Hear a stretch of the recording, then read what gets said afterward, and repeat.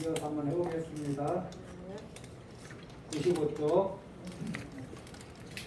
안함까지는 그렇게 이해하십시오. 문장 패턴이 그렇다. 안함이라고 얘기했지 불안이야. 안함은 불안이라고 얘기했지. 하지만은 이 가운데 무명 무상 절일체 요 승희제 자리에서는 불안이라고 즉비 불안이야. 네? 그냥 그 이름을 불안이라고 얘기할 뿐이다. 이렇게 이런 패턴이다. 이런 패턴이 그 아래 문장에 있고 그 위에 문장은 뭐냐? 수다원이 내가 수다원이다라는 관념이 있느냐? 사다함이 내가 사다함이다라는 관념이 있느냐? 안함이 내가 안함이다라는 관념이 있느냐? 우리는 그런 관념 덩어리 속에서 우리는 살지 않습니까? 내가 아버지다. 내가 사장이다. 내가 우리 절에 누구다. 내가 보시를 얼마나 한 사람이다. 내가 보시를 몇 년간 한 사람이다. 뭐 밖에 나가서 이런 내가 뭐다라는 그 관념에 종속돼서 살지 않습니까? 응? 이런 차질구레한 것도 종속돼서 사는데 이분들은 그런 대단한 경지를 얻었는데도 이런 대단한 거는 있지도 않고 그런 대단한 경지를 얻었는데도 뽐내거나 어수되지 않고 내가 수다원이다라는 관념이 없다라는 거예요. 뭐 자잘한 거 이런 거에 대해서는 아예 얽매이지 않고요. 우리는 큰 거는 얻지도 못했으면서 얻은 것도 아닌데 거기에 관념을 엄청 붙이잖아요. 관념의 노예가 되잖아요. 내가 엄마인데 어떻게 나한테? 내가 아빠인데 어떻게 나한테? 내가 사장인데 감히 나한테?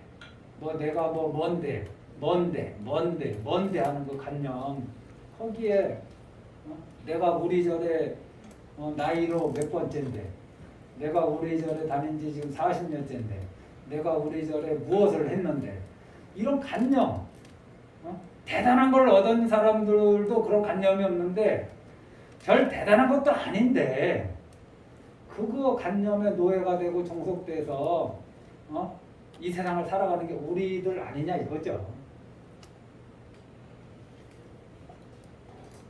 25쪽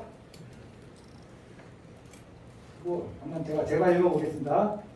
수고리야 그들은 어떻게 생각하는가? 아라한이 생각하기를 내가 아라한의 도를 얻었노라 하겠는가?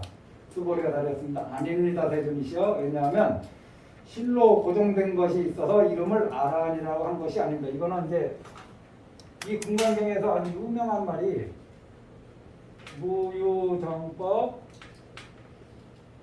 명 안욕거리 안욕거리 한벌이라고 하는데 안욕거리라고 이름할 만한 정해진 법이 없다.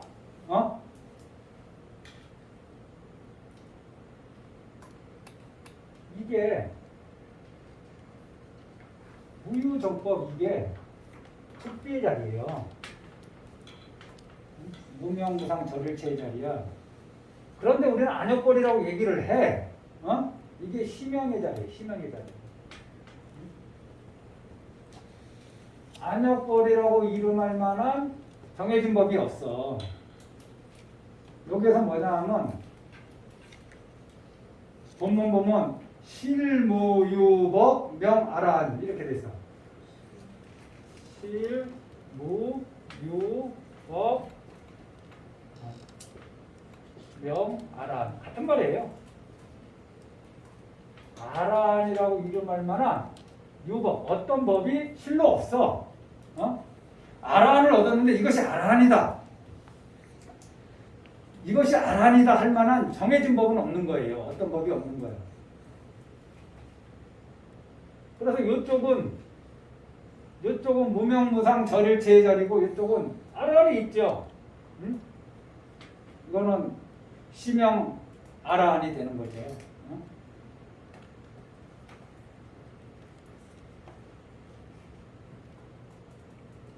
여기에 보면은 흔히 우리가 좀 아라냐라는 말도 나오고 아라냐는 우리가 적정처라 그래요. 그래서 그걸 불명어로 쓰시는 불자님도 있습니다. 아라냐. 이게 적정처, 고요한 곳. 고요, 뭐 이렇게 이게 절이 있으면은 그 절이 좀 번잡하다 그러면 절 옆에 좀 오솔길을 타고 들어가서 뭐 하나 지어놓고 인적이 좀 끊긴 곳 있잖아요. 그런 걸 이제 아라냐라 그래요. 아라냐. 적정천데 거기 살다 보면 심심해서 시끄러운 곳에 자꾸 기웃거리게 되는 거예요. 아라냐에 사는 게 아니에요. 시끄러운 곳에 살아도 고요하게 살아야 되고, 이 고요한 곳에 살면서 시끄러운 곳에 관심을 끊어줘야지 아라냐에 사는 거지. 고요한 곳에 살면서 계속 카톡하고 전화하고 뭐 갖고 와라 뭐 사다 달라 이건 아라냐에 사는 게 아니에요. 그냥 제가 농담을 아라냐가 그런 거다. 적정적 고요한 것. 이 수고리가 자비간을 닦았다 합니다. 자비간은 이 적대감, 악의 이거에 가장 강력한 치유책이거든요. 자비간은. 그러니까 자비간으로 아라한이 되신 분이기 때문에 남과 다툼이 없죠. 남과 다툼이 없어. 무쟁이야, 무쟁. 다툼 없어. 욕망도 다 벗어나시고. 자, 여기는 이 정도로 하고 넘어가죠. 나머지는 불자님들이 경전을 좀 보시고 다른 스님들의 법문을 들으면서 이해하시기 바랍니다. 하나하나 다 설명한다고 제가 설명할 수 있는 것도 아니고 불자님들이 설명 듣는다고 다 알아지는 것도 아니죠. 정지소지 비약입니다. 자꾸 자기 실생활하고 연관돼서 자기 자신의 재산으로 삼으려고 노력을 해야지. 말씀드렸잖아요. 부처님이 법을 설하시는데 어떤 이는 듣고 그 자리에서 그냥 돌아가는 사람이 있어요. 어떤 이는 그 자리에서 조금도 마음이 개발되지 않은 사람도 있고, 어떤 이는 수다원이 되고, 어떤 이는 사다함이 되고, 어떤 이는 아나함이 되고, 어떤 이는 바로 아라한이 되고, 어떤 이는 초지가 되고, 어떤 이는 삼지보살이 되고. 이게 왜 그러냐? 물론 각자의 근기도 있지만은 스스로 얻는 것이지, 그러니까 스스로 이루는 것이지, 부처님 법을 인연으로 해서 스스로 이루는 것이지, 부처님하고는 이제 상관이 없는 일이 돼버린 거예요. 그 법문을 듣는 순간부터. 그러니까 불자님들도 금강경을 보시고 그 다음부터 얻는 거는 각자의 무기입니다. 각자의 무기. 다 똑같이 얻으면 그게 이상한 세상이죠. 제목이 뭔가요? 정황정포.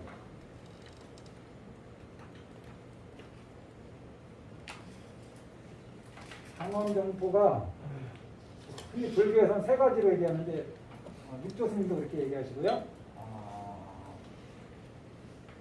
세간, 불토. 그 다음에 몸신자, 몸불토. 마음신자, 마음불토. 이렇게 해서 세 가지 불토를 장엄한다 그래요. 세간불토는 그거죠. 이 세상, 외형적인 세상을 불토로 만드는 거야. 불토로 만들기 위해서 노력하는 거. 그걸 장엄이라고 하거든요.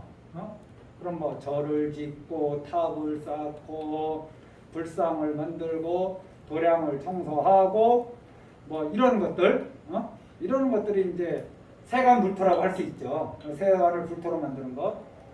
신불토는 뭐냐? 상경화 보살님이에요. 이 몸으로 모든 중생을 항상 공경하는 것을 신불토라. 신불토 장엄이라고 해요. 이 몸으로 불토를 장엄, 이 몸으로 불토를 장엄하는 게 무엇이겠는가? 세상의 모든 사람들한테 존재에 대해서 항상 공경하는 마음을 갖는 거예요. 세상의 모든 존재에게 하심하는 거예요. 그래서 이게 신불토는 공경이죠. 모든 존재에 대해서 공경하는 마음. 신불토는 말 그대로 마음자리가 깨끗해지면 그 자리가 불국토고, 마음자리가 더러워지면 그 자리가 그냥 예토가 되는 거죠.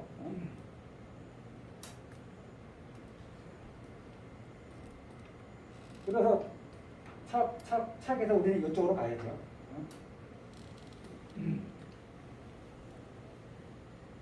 그럼 이 장엄이 뭐냐? 장엄이 뭡니까? 장엄이 꾸미는 거 아닌가요? 그 불토를 장엄할 때 그럼 보살이 불토를 어떻게 장엄할까? 보살이 불국토를 어떻게 장엄하죠? 꽃으로, 금으로, 뭐 황금으로, 다이아몬드로,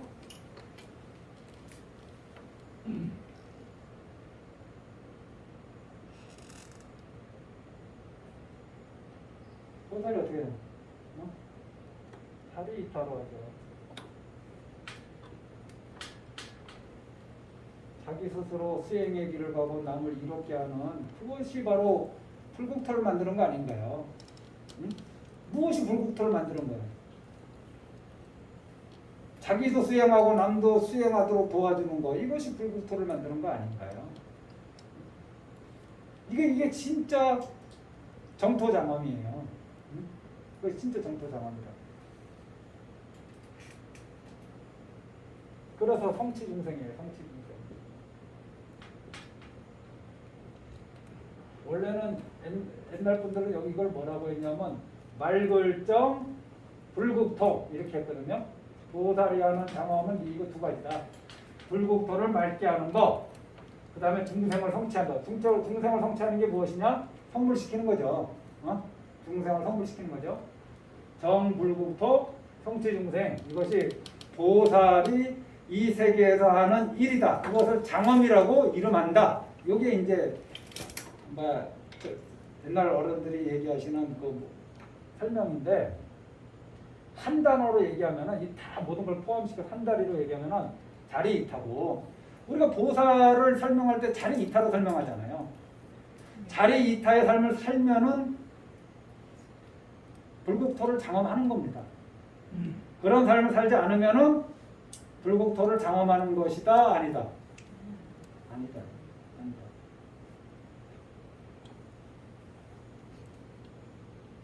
자, 부처님께서 무등무설근에서 얻은 바도 없고 설한 바도 없다 얘기하시고, 나의 제자인 성문 제자인 수다원도 내가 수다원의 가위를 얻었다 라는 생각이 없다, 관념이 없다 그랬잖아요.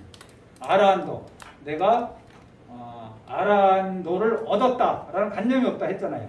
부처님뿐만 아니라 성문 사가 성인들도 그런 얻었다, 설했다는 이러한 관념이 없다 그랬어요. 그러면 이제 보살은 어떠신가? 대비 쪽 같이 읽어보겠습니다.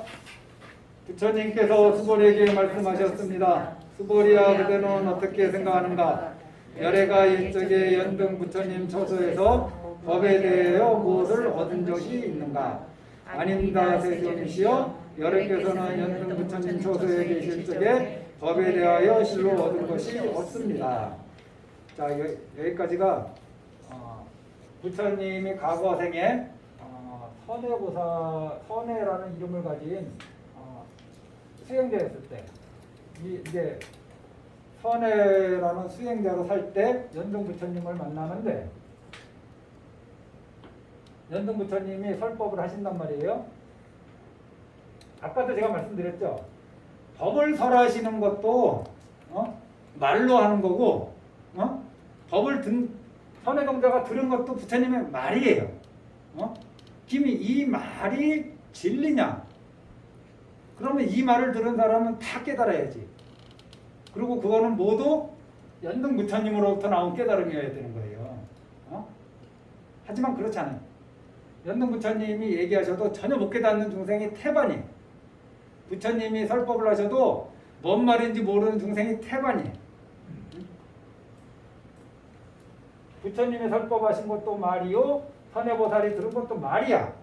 그 말을 인연으로 해서 스스로 깨달으신 거죠. 스스로. 과거생에 보살, 부처님이 보살로 계실 때도 연등 부처님한테 무슨 법을 받았다라는 관념이 있느냐 없느냐 그거를 좀 물어보시는 거예요. 부처님께서 과거생을 생각해 보시면서 없다 이렇게 얘기하신 거고, 없다. 이게 다 무등무설분을 설명하기 위해서 계속 지금 물고 나오는 거예요 지금. 무등무설분에 대한 얘기예요 지금. 분 제목은 틀리지만 다 그 스토리라. 무등무설분. 처음에는 부처님 얘기했죠. 성문사가 얘기했죠. 부처님 전생에 보살이었을 때 얘기하죠. 지금 보살들 얘기하고 있습니다. 그 다음 장. 자, 백성 쪽. 수고리야 그대는 어떻게 생각하는가? 보살이 세상을 경험하는가? 아닙니다. 세존이시여. 왜냐하면 보살이 세상을 경험한다는 것은 곧 장엄이 아니니 그 이름이 장엄일 뿐이기 때문입니다. 이게 선해보살이었을 때도 연등부처님한테 법을 듣고 스스로 깨달으셨지 연등부처님한테 무엇을 받은 게 아니라는 거죠.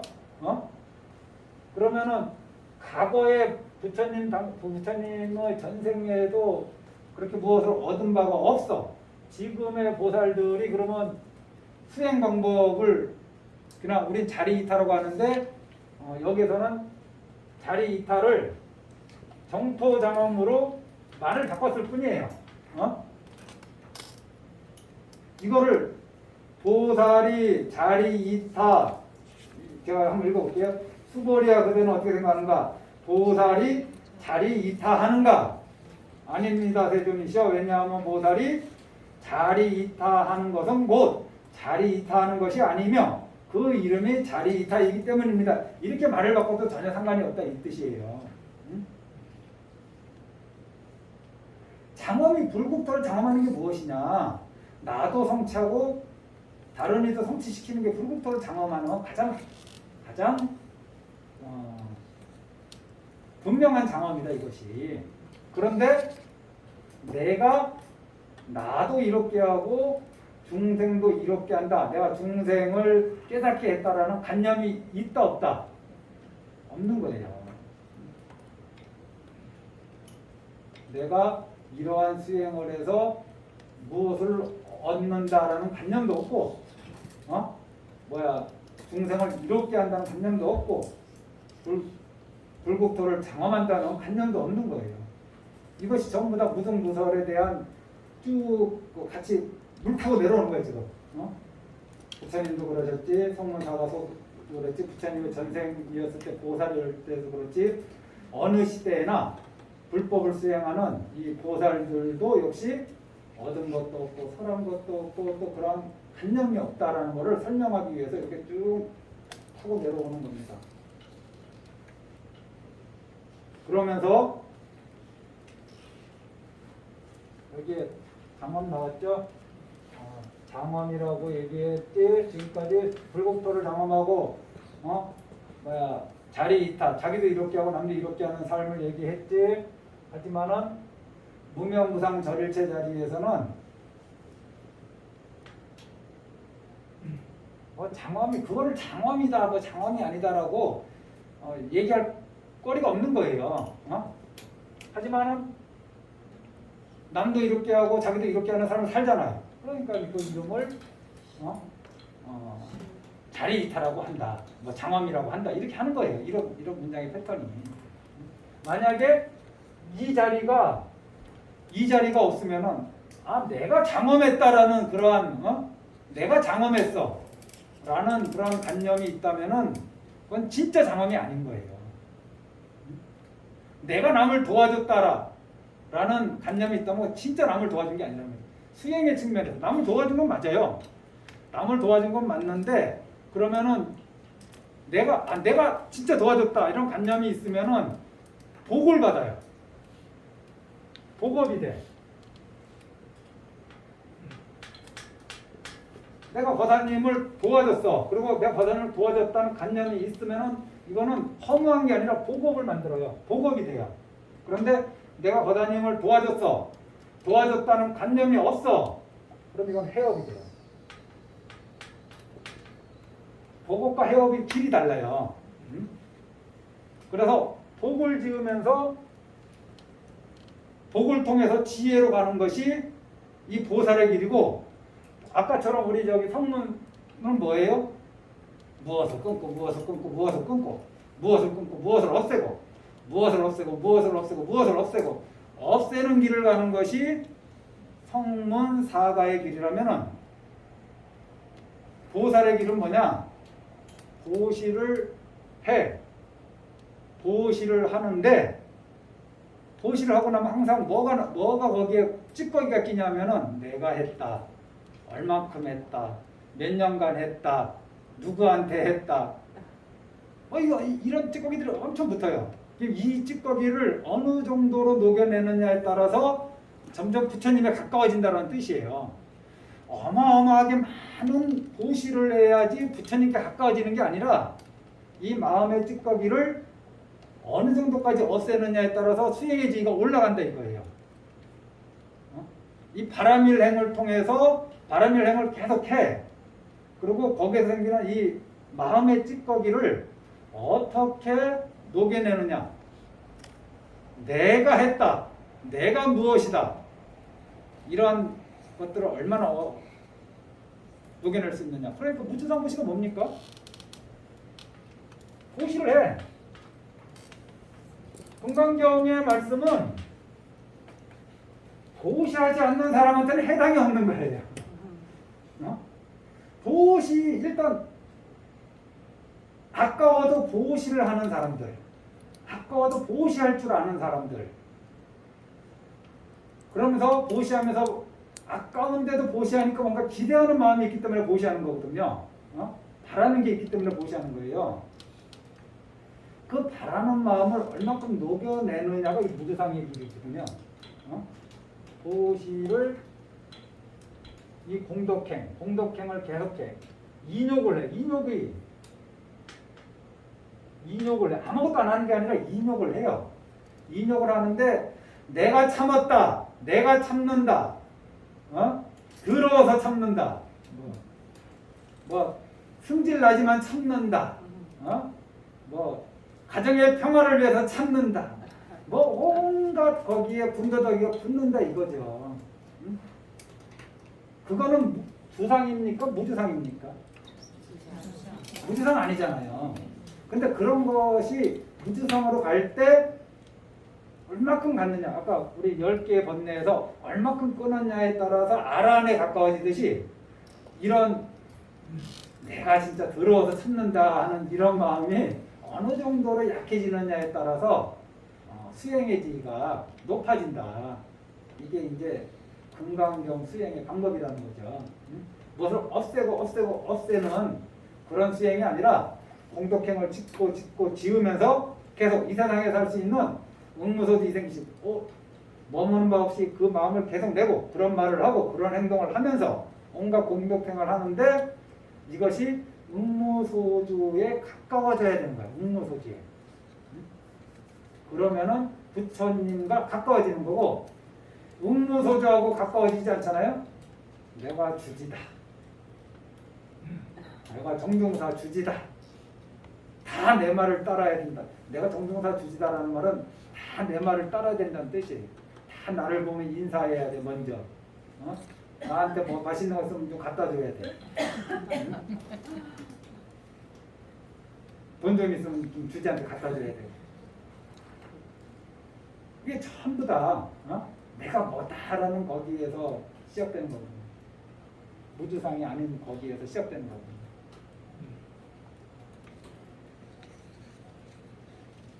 두 번째 사복이 나오는데 한번 보죠.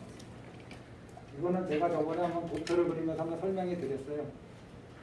백력적 그러므로 수고리야 모든 보살마살은 반드시 이와 같이 텅 빈 마음을 낼지니라. 텅 빈 마음의 의미 뭐냐면 청정심이에요. 응여시 생 청정심. 청정심을 텅 빈 마음, 이렇게 청정한 마음을 어르스님께서는 텅 빈 마음이라고 번역하셨어요. 반드시 사물에 머물지 말고 마음을 낼 것이며 반드시 소리와 냄새와 맛과 감촉과 마음의 대상에 머물지 말고 마음을 낼지니라. 응당 머무는 바 없이 그 마음을 낼지니라. 자, 보살이 부처님께서 지금 이렇게 성불을 하신 것이 혹시 과거 연등 부처님한테 뭐 받으신 거 아니냐? 응? 선해보살이 뭐 지금 그거 받아가지고 지금 부처가 된 거 아니냐? 그때 수기 받지 않았냐? 근데 왜 받지 않았다고 잡아떼느냐? 뭐 받았지 않느냐? 그 보살이 이렇게 불국토를 장엄하면은 그 가보로 부처가 되는 거 아니냐? 뭐 얻는 거 아니냐? 계속 이렇게 이제 계속 의문을 제기하는 거예요. 그래서 뒤에 비유가 뭐냐면은 몸이 순미사랑만 하다 하는 비유는 이게 갑자기 왜 뜬금없이 몸이 왜 순미사랑만 하다는 비유가 나왔냐면은 부처님이 과거생에 선해보살이었을 때 연등 부처님께 공양을 하고 이렇게 법을 들어서 지금의 석가모니 부처님이 됐어. 보살이 지금 불국토를 장엄하면은 몸이 순미사랑만한 가보의 부처님을 얻지 않겠느냐. 그러니까 그렇게 위대한 부처님이 되지 않겠느냐. 그래서 몸이 순미사랑만하다는 비유가 이게 물질로 나타낼 수 있는 것 중에 가장 큰 게 순미산이거든요. 물질로 나타낼 수 있는 것 중에 가장 큰 게 순미산이야. 부처님은 30 이상 80종어지만은 몸이 만약에 순미산만하다 그러면은 이거는 어마어마한 가보가 아니겠어요? 그래서 보살이 불국토를 장엄하면은 그 정도로 대단한 가보의 몸을 받는데 이건 얻은 것이 아니냐라는 비유로 해서 뒤에 이제 몸이 순미사랑만하다는 비유가 나오고 뜬금없이 툭 튀어나온 비유가 아니라는 거죠. 보살이 불국토를 장엄한 결과 몸이 순미사랑만한 이렇게 대단한 가보신을 받는다. 근데 뒤에 거는 그런데 이 경계에서 이 불서 부처님이 이게 큰 몸이다 라고 한 것은 순미산만큼 큰 몸이라고 했어. 그런데 이 무명무상 절일체 자리에서는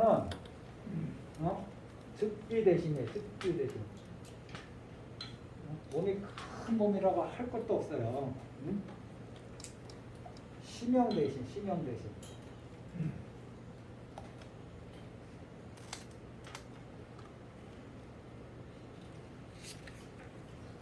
110조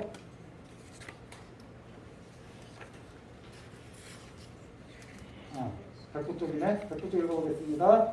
수고리야 비유하자면 마치 어떤 사람의 몸이 순미산만 하다면 그때는 어떻게 생각하는가? 그 몸을 파도가 사람 몸에 순미산만 할 수 있나요? 사람 몸에 30 이상 80종호가 생길 수 있나요? 부처님한테 생긴 유형의 공덕상이거든요. 보살이 이렇게 어마어마한 복덕행을 짓잖아요. 불국토를 장엄하면서 그거의 최대치가 뭐냐? 가보로 최대치가 뭐냐? 몸이 순미산만해지는 거죠. 몸으로 받을 수 있는 최대치가 뭐냐? 몸이 순미산만해지는 거예요. 이런 가보를 받았다 할 때 그 몸도 사실 몸이 아니야. 진리의 자리에서는 그 대단한 게 아니에요. 대단한 게 아니에요. 그런 몸을 받았다 하는 것이 그냥 이름이 몸일 뿐이에요. 이 논법은 이해됐나요? 그 가운데 자리는 알아서 하고 여기에서 이거 좀 중요한 부분인데 제가 저번에 그 중간경에서 제일 딴 거 좀 놓치더라도 우리 일상생활하고 관계된 거 좀 말씀드리고 저번 시간에도 아마 말씀드렸을 겁니다.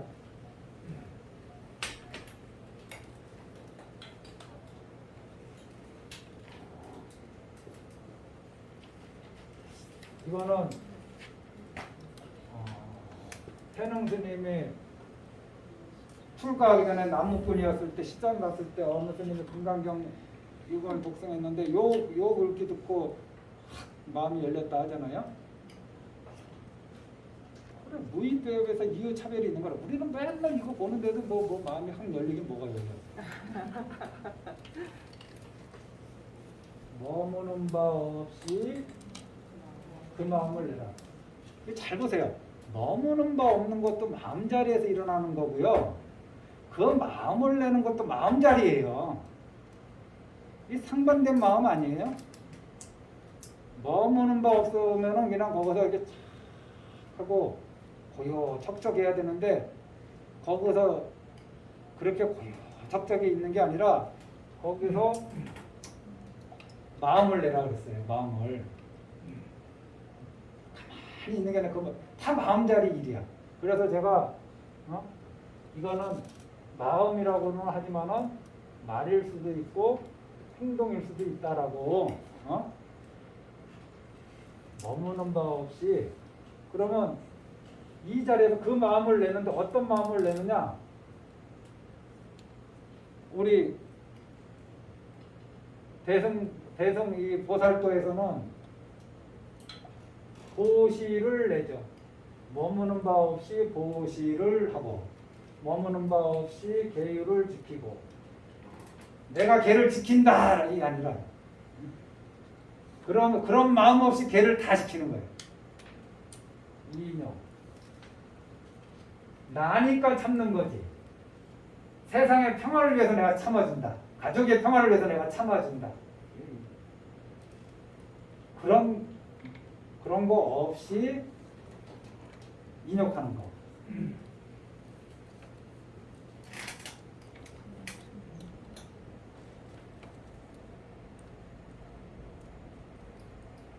이런 마음을 내라는 거예요. 이러한 실천을 하려는 거예요. 머무는 바 없이 보시해라. 이걸 내가 옛날에 SNS에 이거는 부처님의 경지야. 우리 중생의 경지는 어디서부터 시작해야 되느냐? 보시하고 머물지 말아야지. 이쪽으로 가야 되는 게 우리 중생한테는 맞지 않겠냐. 그래서 저는 이생이시모 옥무소지 해야 되지 않겠냐라고 그냥 농담 삼아 SNS에 글을 쓴 적이 있어요. 그 마음을 내놓 머물지 말자. 보시를 하노 머물지 말자. 집착하지 말자. 기대하지 말자. 부처님의 경지는 아무것도 구하고 바라는 거 없이 그냥 보시해. 이게 부처님의 경지예요. 보살의 경지고. 우리의 경지는 어떻게? 그거 가능합니까? 아무 구하거나 바라는 거 없이 한 1,000만 원만 줘보세요. 우리는 1,000만 원을 주고서 절에다가 1,000만 원을 보시하고서 그 다음부터 그 1,000만 원에 대한 그 생각이 한동안 머리에서 떠나지 않고 어쩔 때는 30년이 지났는데도 아들아 내가 옛날에 여기 1,000만 원을 보실 때 이거 내가 심은 나무야. 이거 우리 가족이 들어간 공덕비야. 봐라 우리 이름 짝 있지. 이게 우리의 그게 나쁘다는 게 아니라 이거를 하지 않으면은 타락해요. 삶이 타락해. 안 좋아져. 이걸 하라 이거예요. 이걸 하는데 이거는 그 마음을 내는데 머물지 마라. 머물지 않는 쪽으로 어떻게 하면 갈 수 있을까? 우리는 그걸 고민해야 되지 않겠냐. 어떻게 지금 이제 막 빡빡 길면서 근근히 중생으로 살아가는데 어떻게 지금 당장 머무는 바 없이 보시려고 상대방을 미워하는 마음 없이 참 인욕을 하고 그럴 수 있느냐. 인욕을 하는데 미워 죽겠어. 겉모양은 인욕을 했어. 근데 속으로는 막 부글부글 끓어. 미워 죽겠어. 근데 인욕이야. 이것도 인욕이에요. 이건 세상의 인욕이야. 그러면 이거는 이렇게 하면은 세간의 복을 받아요. 제가 복업을 받아요. 세간에. 끙끙 참아대면 세간의 복업을 받아. 하지만은 지혜의 업이 되진 않아요. 끙끙대는 그걸 녹여내지 못하는 거예요. 그래서 참는데 자꾸 마음 안에 찌꺼기가 남는단 말이에요. 그런 경험들 많으시죠? 참는데 마음에 찌꺼기가 많이 남는 그 찌꺼기를 없애는 것이 금강경의 수행 방법이에요. 그거를 없애는 거를 우리는 어떻게 생각하냐? 손해라고 생각을 해. 이거 없애는 게 이익인데 자기한테 말할 수 없이 이익인데 이거 없애는 걸 손해라고 생각해. 왜 내가 먼저 용서해야 돼? 왜 내가 먼저 다가가야 돼? 왜 내가 먼저 풀어줘야 돼? 왜 내가 먼저 해야 돼? 그래서 먼저 하는 거를 자존심 상한다 생각하고 손해라고 생각한다 이거죠. 무수히 경험하실 겁니다. 그것이 해업으로 가는 길인데 우리는 손해라고 생각한다 이거죠. 손해라고. 왜 내가 해야 돼 먼저? 내가 참긴 참지만은 저 인간이 저렇게 인간 같지 않은데 왜 내가 저 인간을 어떤 더 큰 일이 일어나지 않기 위해서 내가 지금 참기는 참어. 하지만 이 마음에 너를 경멸하고 너가 좀 벌 좀 받았으면 하는 이 마음은 내가 버리지 못하겠다. 너가 좀 잘못됐으면 좋겠다.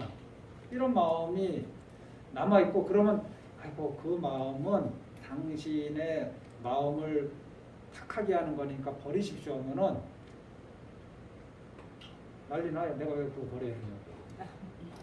잘못은 저 사람이 했는데 왜 내가 이걸 버리려고 이렇게 끙끙대면서 고생해야 되냐고. 그래서 끙끙대고 계속 살아가는 거예요. 끌어안고.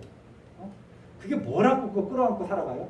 남에 대한 분노, 미움, 10년 전에 생긴 미움, 분노 지금도 끌어안고 살아가시는 분이 있죠. 이 세상에 있습니다. 그거 왜 못 버리나요? 아까워. 내가 왜 버려야 돼? 못 버리는 거예요. 그렇다고 지금 그 분노나 미움 때문에 막 싸움을 걸지는 않거든요. 인욕의 상태는 인욕의 상태인데 마음에 찌꺼기가 있다 이거예요. 그 찌꺼기를 무지성으로 가져야 되죠. 공로서주로. 부처님처럼 처음부터 집착하고 구하는 마음 없는 자리에서 그 마음을 내면 좋지.